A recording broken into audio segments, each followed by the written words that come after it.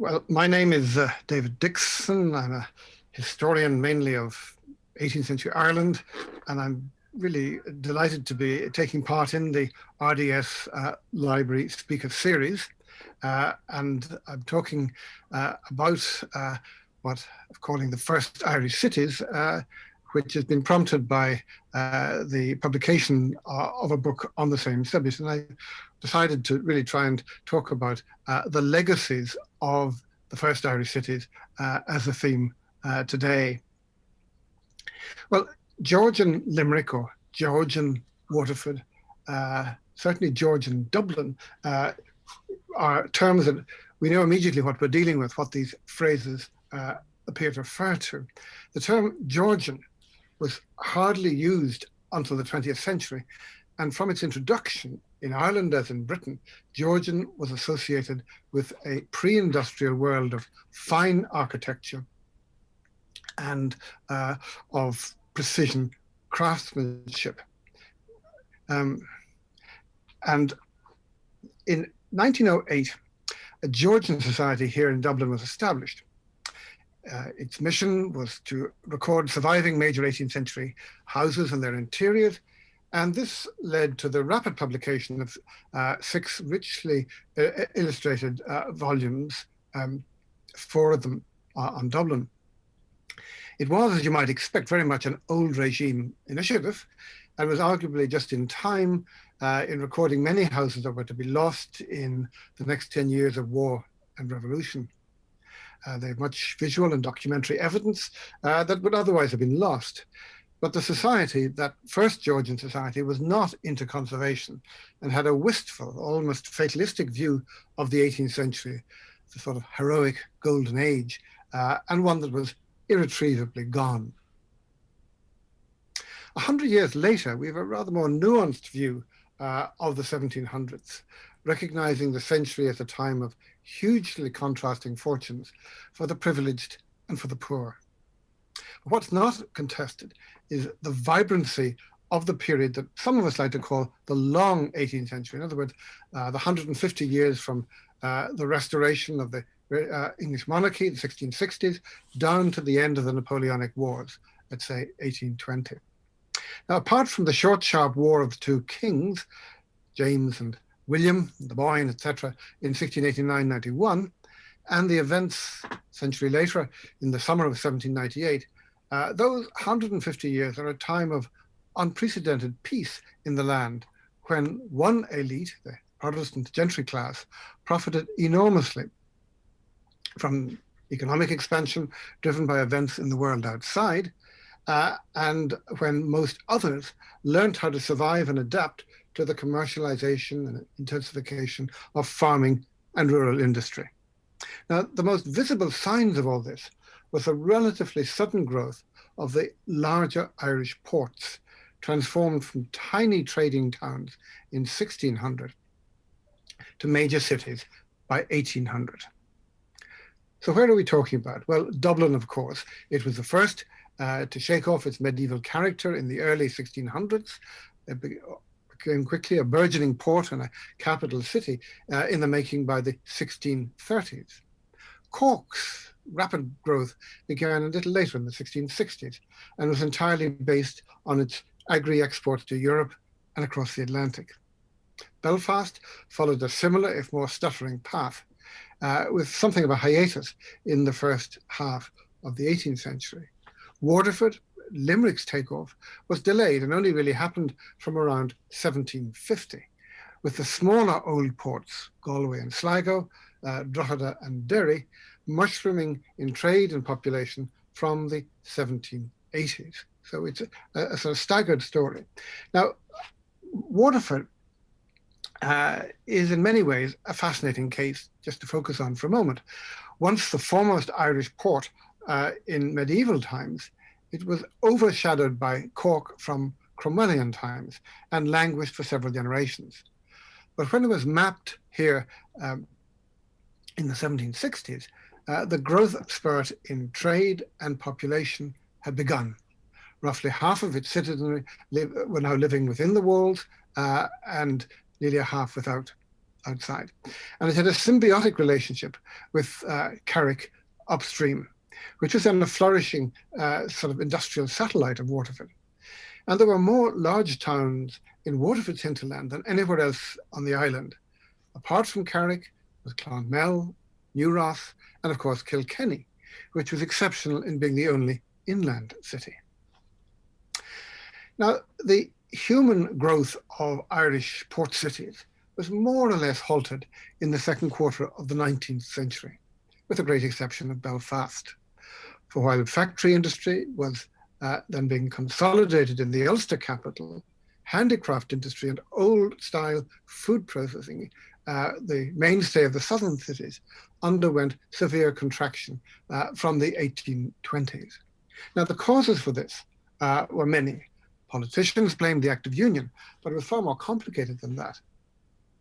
And the common result was an eclipse in skilled employment and the relative growth of casual employment, coming at a time when the flow of rural migrants to the cities was being diverted to permanent movement across the Channel and across the Atlantic. Now, I want to focus on the legacies of this growth cycle, this relatively short urban bloom. The tangible legacies first, they're easier to appreciate. The list begins with, well, the planned wide streets in city centres, the coming of a strong classical idiom into architectural design, the replacement of wood and stone with brick as a basic building material, and the construction of a small number of dominant public buildings that exerted a powerful influence over wider city development. Now, I think we're all familiar with Dublin's Dawson and Molesworth streets, which are among the earliest wide streets, boulevards almost, in Ireland. They were greenfield developments. What was more important and far more difficult to achieve was the creation of widened streets in already built-up areas. Sackville/O'Connell Street is, of course, a prime example. But it was really Dublin's Parliament Street, south from a rebuilt Essex Bridge, that was driven through an already densely settled area lying between the river and the castle, that became the prototype for planned redevelopment within an existing city. From the start, the intention here, and you're looking south along Parliament Street in this view, from the start, the intention here was a parliamentary committee, the Wide Streets Commissioners, would compulsorily acquire properties, lay out a new street, and secure commercial tenants to build and occupy the marked out property units. And we can trace the influence of this innovation in Cork, Belfast, and Limerick. Cork's great streets like Patrick Street and the South Mall came about with the infilling of the canals and waterways that had threaded through the city on the marsh. But these streets' width and their appearance owed not a little to Dublin example.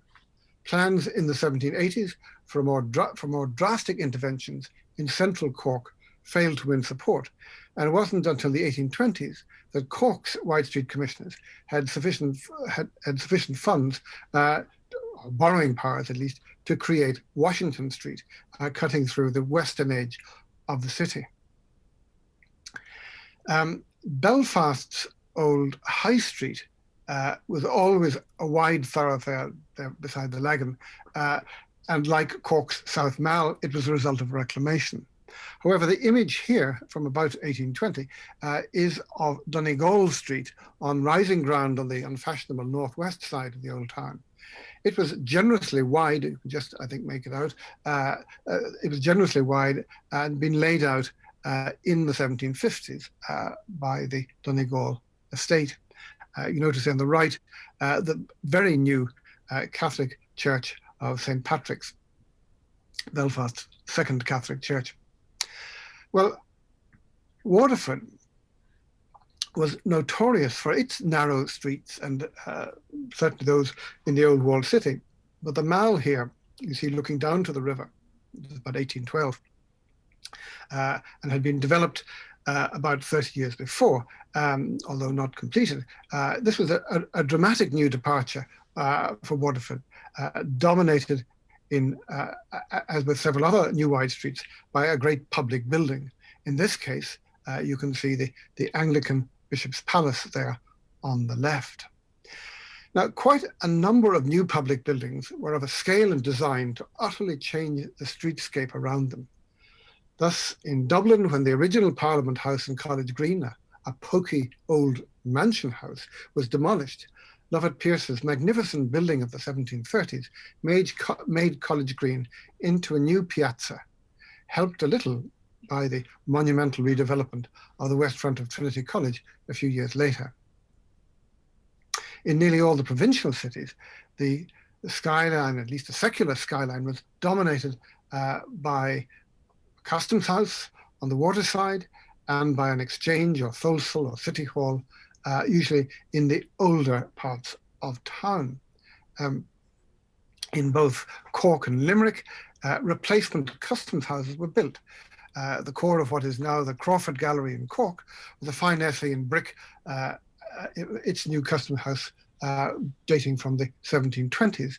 And here we have Limerick's remarkable Palladian building in stone by Davis Ducart in the 1760s, which was in some ways the catalyst for developments immediately southwards, what was christened Newtown Perry by the ground landlord.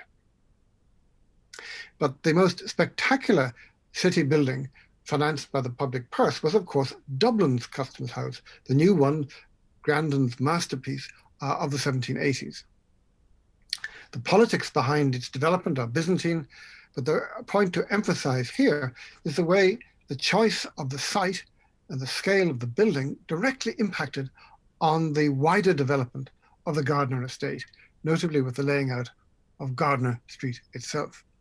And in the longer run, the location of the vast custom house so far down the Liffey helped realize an older dream, the reclamation and development of the estuarine lands to the east and north of the custom house.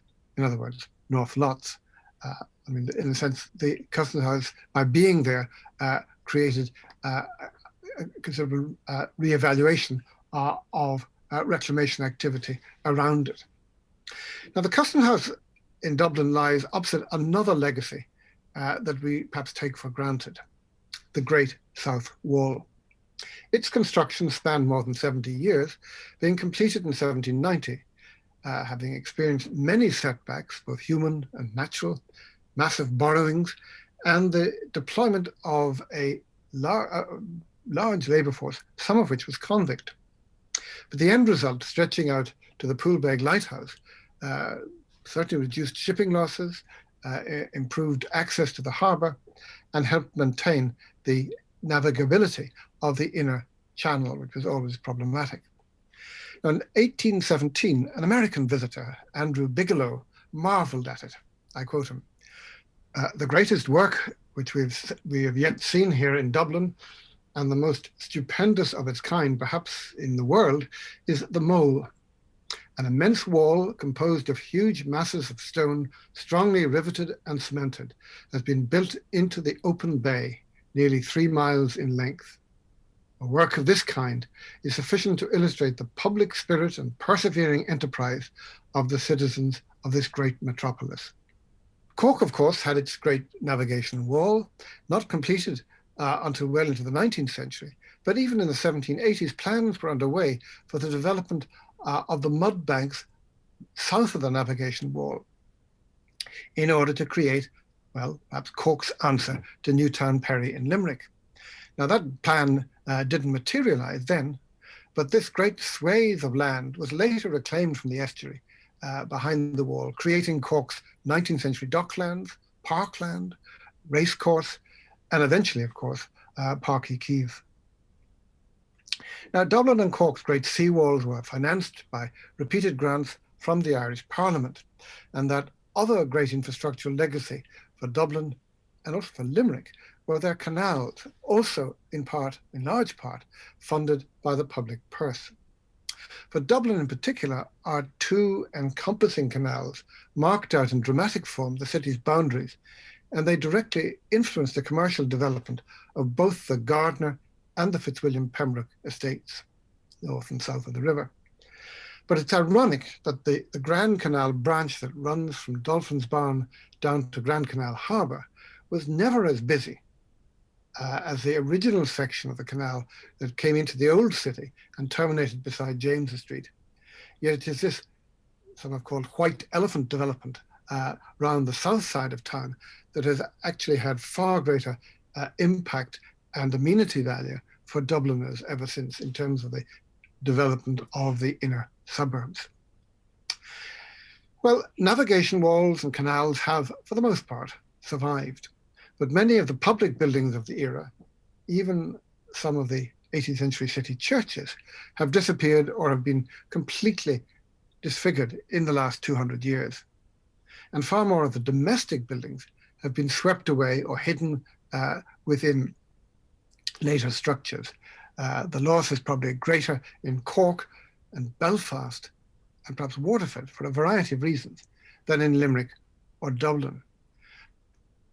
But even with so much loss of the physical fabric, we should recognize that there's still an important legacy that we can see in the streetscapes themselves, in the width and height of properties, in their interrelationship and alignments, in many cases, first devised in the 18th century. In other words, it's in the streets, their shape, their height, their course, that we can pick up this legacy rather than perhaps in the buildings themselves. But let's move on to some of the more intangible legacies of our 18th century cities. First, shops. We all fell in love with shopping in the 18th century. Now, of course, the public open-air markets and the street sellers were the principal suppliers of all classes of fresh foodstuffs, meal, milk, meat, fish, local vegetables and fruit, etc. But shops fitted with glazed windows, goods on display, and offering a variety of means of deferred payment are very much an 18th century development. Businesses selling hardware and ironware, textiles, patent medicines and clothing, accoutrements, etc., become the standard in each city. Now you can see in the detail here from one of James Moulton's engravings that the shops at the one end of Dublin's High Street are all glazed. Here in High Street were found most of the city's largest woolen drapers, and much of their business would have actually been wholesale with country dealers. Virtually all of the city's silk mercers were located elsewhere, but in just 3 streets. The china and glass shops, the jewelers and the silversmiths were also clustered together and eastwards of here, eastwards from this sort of Christchurch Place in modern setting. So when the Indian traveller, fascinating figure, Mirza Abu Talib Khan, visited Dublin in 1799, it's really his first taste of Europe, he had no trouble finding the fancy shops. And I quote him, many of the best streets are entirely occupied by shops. These have all large glazed windows in which the articles are exhibited to attract purchasers. They also have over the doors a plank painted black on which is inscribed in gold letters the name and profession of the owner. These shops are at night brilliantly lighted up and have a handsome effect. In them is to be found whatever is curious or valuable in the world. My attention was particularly attracted by the jewelers' and milliners' repositories, nor were the fruiterers' or pastry cook shops without their attractions.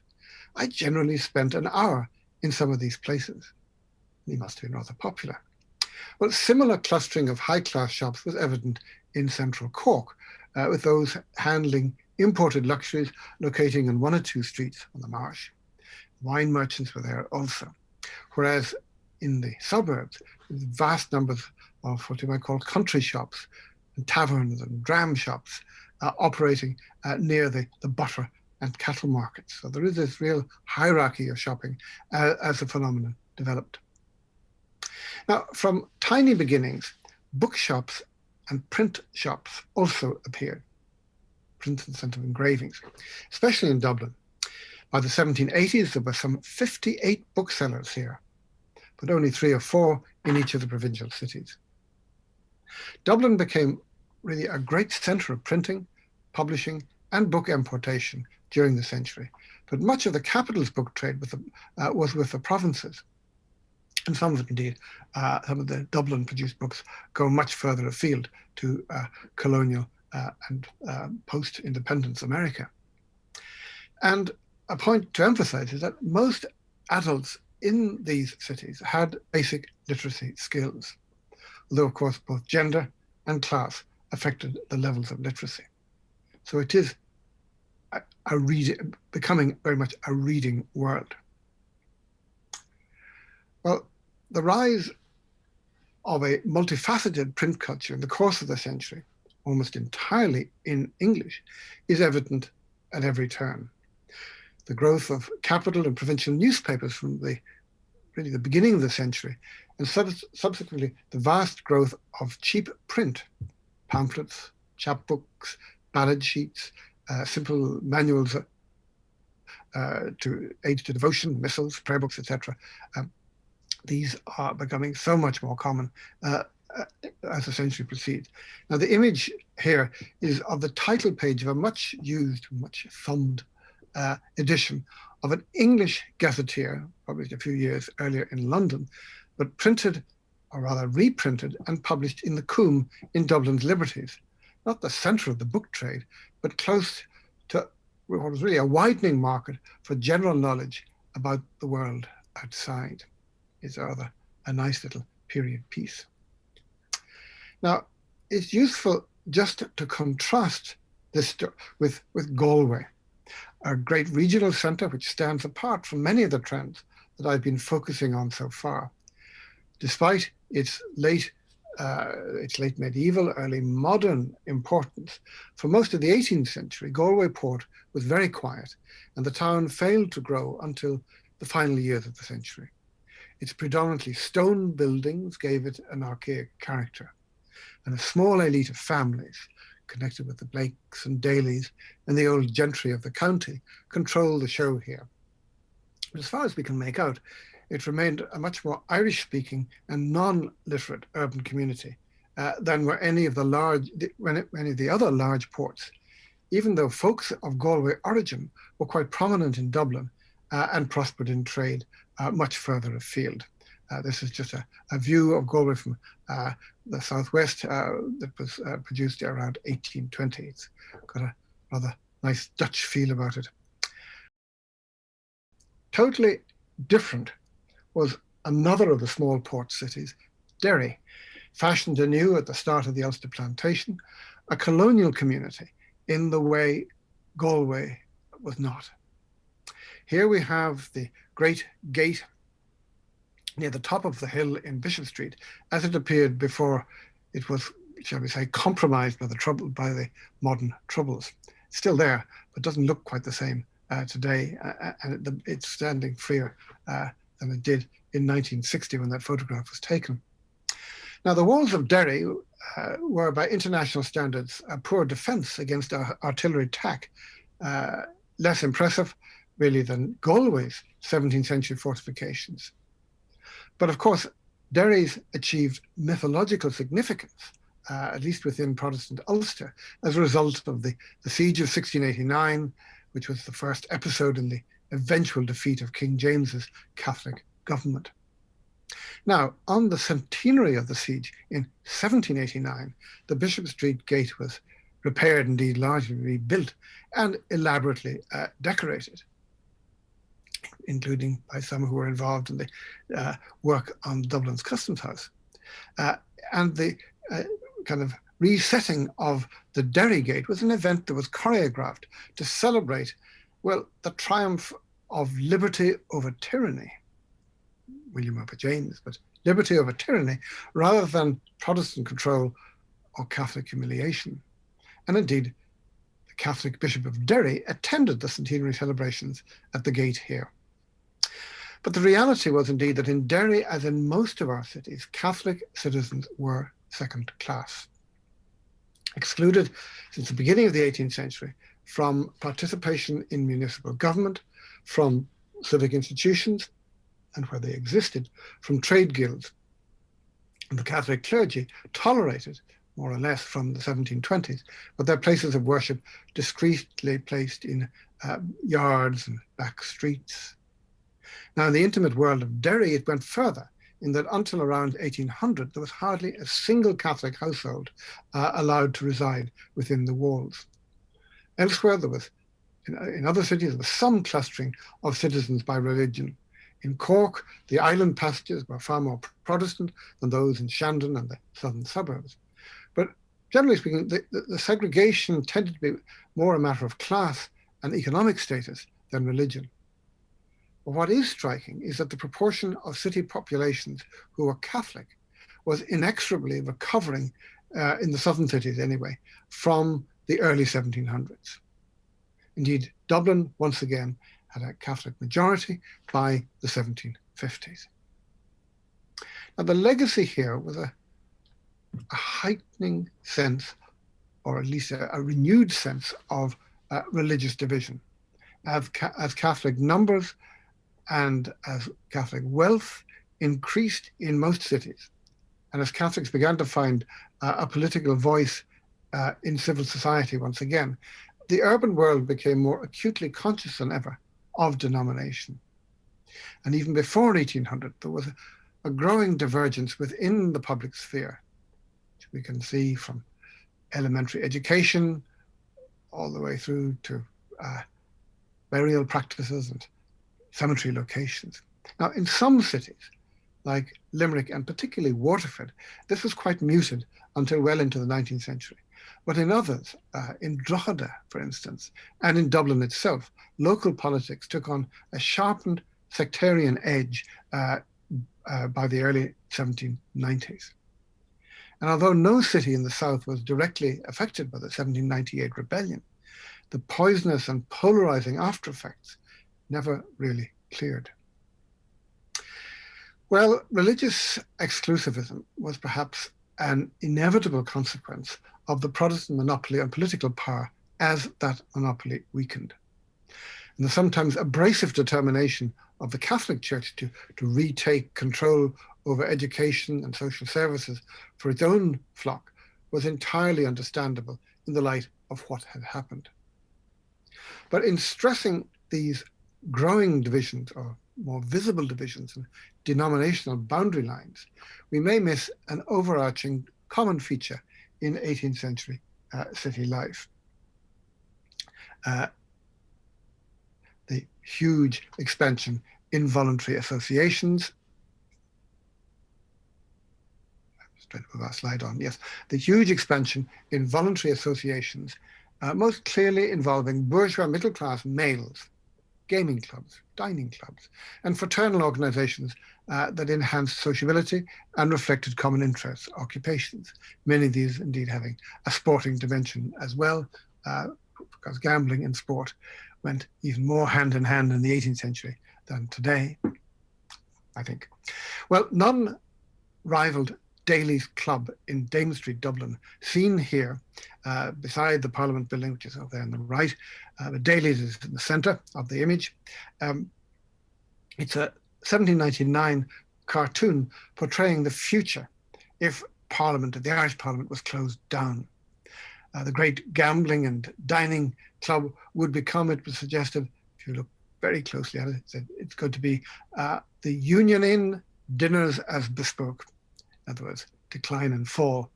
Well, as it turned out, city gentlemen's clubs like the Kildare had a glowing future ahead of them, albeit less rash than Daly's had been. But more important, if less visible in every city, was the growth of Freemasonry in the 18th century. Not that the movement was a specifically Irish phenomenon, although Irish membership was proportionally higher than anywhere else in the British dominions. But at a crucial moment in its development, Freemasonry took an Irish turn, specifically with a breakaway network in Ireland and in England, involving large numbers of lodges operating as friendly societies for tradespeople. In other words, it took a much broader social intake. From the beginning, Freemasonry was more inclusive in Ireland than elsewhere, particularly here in Dublin, with prominent Catholic and converso membership. I'm talking about the 18th, not the 19th century, when the story of Freemasonry is very different. But here, the benign but absorbing ceremonies of Masonry in its early stages anyway, helped popularize a fraternal organization that really sidestepped the divisions of party and religion. Now, another form of male fraternity at a lower social level also emerged. And I'm talking here about the growth of journeyman clubs or trade combinations. These are contemporary terms, but trade groups based in particular neighbourhoods that formed themselves below and outside the guilds, first in Dublin and Cork from about the 1720s, later elsewhere. Their mission was both social, to raise funds if a member fell ill or died, and industrial, to use direct action to maintain or improve wages and to exclude apprentices who had not served their full time in the city. After mid-century, many, perhaps most of these clubs had a committee structure, kept records, issued membership cards, as you see here, and had a regular house of calls, that was the term, a sort of a meeting room, an agreed meeting room in a public house. Some were beginning to employ oaths of secrecy as well, and all were illegal. Here we have actually one of the very few artifacts from one such club, the Linen and Cotton Workers of Dublin in 1789. And many of these were very ephemeral and certainly didn't archive their records. But it is from these dozens of trade clubs that the first unions, the first trade unions, are descended as they emerged from subterranean illegality in the 1820s. And the impact of this involvement in sort of journeyman combinations and trade clubs on early trade unionism in England and Scotland is, in other words, something of an Irish export. And it's only now being, I think, fully recognized by labour historians across the way. But let us return to visible legacies. A very particular form of associational culture was the philanthropic societies and organizations. Again, not peculiar to Irish cities, but something very much associated with the 18th century. Now, some of these philanthropic initiatives were very short-lived, designed to raise funds in the face of natural disaster, as with the Great Frost of 1740, or to pay off debts when debtors' prisons became saturated. But many involved bricks and mortar and were intended to be permanent, like the Belfast Poorhouse up there at the top of Donegal Street that we saw a while back. But it was in the medical area at a time when neither city governments nor any other statutory body took any responsibility for public health or the needs of sick that they emerge. Hence, the growth of voluntary hospitals. Some funded initially by a big private bequest, as with Swift's St. Patrick's Hospital, but most by constant fundraising and the accumulation of gifts. Here we have the lying-in hospital that we know, of course, as the Rotunda, which is only one of 7 voluntary hospitals established in 18th century Dublin. But it is rightly the most famous, and most famous, I think, on several grounds. Built when Sackville/O'Connell Street was being first developed, it became one of the celebrated Palladian buildings of the city. In other words, its promoters were trying to make visual impact, and they certainly succeeded. Secondly, its funding model was innovative and hugely successful. It had received initial parliamentary grants, but it ran lotteries and then drew income from visitors to the adjacent pleasure gardens to the north. But it was the subsequent building of the drum building, which we of course know as the Rotunda, and later the assembly rooms that we know as the Gate Theatre around the corner, that generated a constant income flow from public concerts, assemblies, and other great entertainments held there, particularly in the winter season. So it was showing how, in a sense, a great medical institution could be kept in funds through public action. And finally, that lying in hospital, the maternity hospital, is important because unlike many other hospitals of the era, it did improve public health, in particular by achieving progressive reduction of perinatal mortality. And we know this because the Rotunda has kept very good archives. Now, outside Dublin, the first voluntary hospital infirmaries were established in Waterford, 1740, the year of the Great Frost, Cork a few years later, Limerick in 1773, and Belfast a year after. So these were charitable initiatives setting up the first hospitals. It was only then in the early 19th century that the state and public bodies, in other words, local grand juries, became the principal agencies funding these and related institutions over and beyond the reach of charity. So charity is in a sense been overtaken by public action as we move into the next century. But these old voluntary hospitals, for better or worse, survived into our own era. And really, I think are a key element in the DNA of medical culture of modern Ireland. The other side of the coin are the rise of Catholic female religious orders who came to dominate the provision of new hospital care in the 19th century, hospital care and indeed education in so many varied settings. Again, the germination bed for several of the orders that later stretched across the English-speaking world were the urban communities of Dublin, Cork, and Waterford. And I'm thinking of the Presentation Sisters, the Sisters of Mercy, and the Sisters of Charity. And their initial funding came from the trading wealth of the foundresses' families, a point I think is often missed. But in all, they were they represent an extraordinary renaissance of Catholic social activism coming from an urban base. Now, one of the last of Dublin's 18th century voluntary hospitals to be established was the Meath in 1753, intended from the beginning to provide for the medical needs of the adjacent Meath liberties. That was Dublin's great handicraft district, principally of textiles, but leatherworking, tallow chandling, brewing, and much else went on there. Overall, we can, I think, just remember that at least a quarter of Dublin households in the 18th century were involved in something to do with textiles or clothing at that stage. And in most years, this was a sector that kept all those involved above, in some cases, well above the breadline. There were bad years practically in every decade. And we're very conscious of the way in which weavers were among the first to take to the streets and protest when things were bad, protesting at cloth importers or duplicitous employers or politicians for not raising protective tariffs. But the point, I think, is that in most years, despite what we might think from reading Jonathan Swift, the weaving world was a fairly prosperous one. Well, by the 1820s, by the end of our long 18th century, much of this industrial beehive was in a ruinous condition.